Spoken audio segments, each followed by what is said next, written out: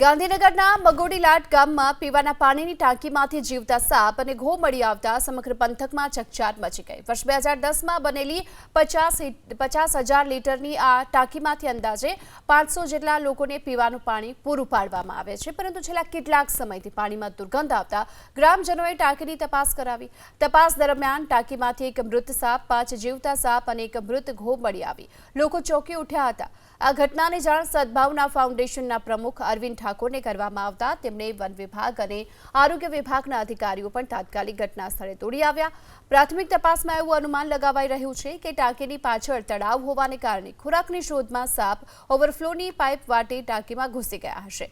જોકે નિષ્ણાંતોના મતે આ સાપ બિનઝેરી હોવાથી કોઈ મોટું નુકસાન નથી થયું, પરંતુ લાંબા સમયથી પ્રદૂષિત પાણી પીવાઈ રહ્યું હોવાથી લોકોના સ્વાસ્થ્ય સામે સવાલો થઈ રહ્યા છે। સુનિલભાઈ, આજે ટાંકીની અંદર સાપ અને ઘો આવવાની પરિસ્થિતિ સર્જાઈ હતી। શરૂઆતથી મારે સમજવું છે કે શું થયું, શું હતું અહીંયા આગળ, ખબર કેવી રીતના પડી કે આ ટાંકીમાં આવું હોઈ શકે છે કંઈ?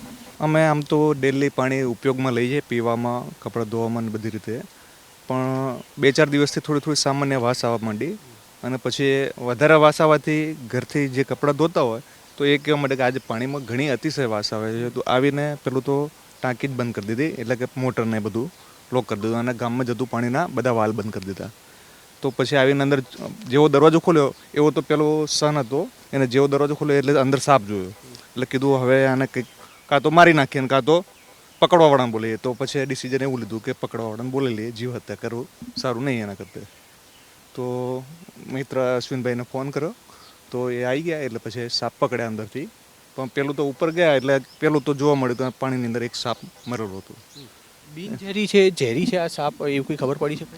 હા, અરવિંદ આપણે બધા આવ્યા હતા, એમને જરાક વાતચીત કરી અને પૂછ્યું કે કેવો છે સાપનું, ઝેર છે કે નથી, તો એ બધા કહેવા માટે કે ઝેરી નથી, એટલે પછી આપણે ચિંતા મુક્ત થઈ ગયા ગામવાળા। આ સમસ્યા પહેલાં થઈ છે ખરી આવી, અને કોઈ આ આખી ઘટના બની, સાપ અને ઘો છે ટાંકીમાંથી મળ્યા, એની પછી કોઈ ગામમાં બીમારી કે એવું કંઈ એવી કોઈ બીમારી કે એવું કોઈને કંઈ તકલીફ કોઈને થઈ નથી હાલ પૂરતી। આરોગ્ય વિભાગ આવ્યું હતું ચેક કરવા? આરોગ્ય વિભાગ આવ્યું હતું અને કંઈ સેમ્પલ બેમ્પલ કેવું કંઈ લીધું? સેમ્પલ લઈ ગયા હતા અને બધું નોર્મલ જ છે।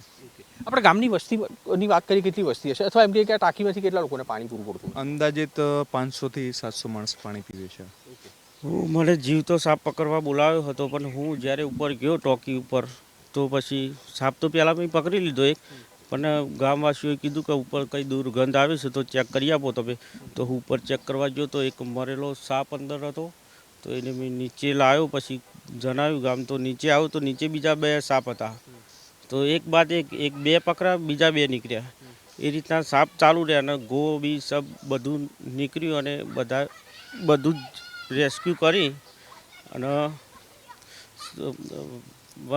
પ્રકૃતિમાં છોડી દીધું। 5 સાપ અને 3 ઘો। 5 સાપ અને 3 ઘો હતા, બચ્ચા કે મોટા? મોટા સાપ। આમાંથી જીવતા કેટલા અને મરેલા કેટલા? જીવતા સાપ 5 હતા અને એક મરેલો સાપ હતો, અને 3 ઘો જીવતી અને એક મરેલી ઘો।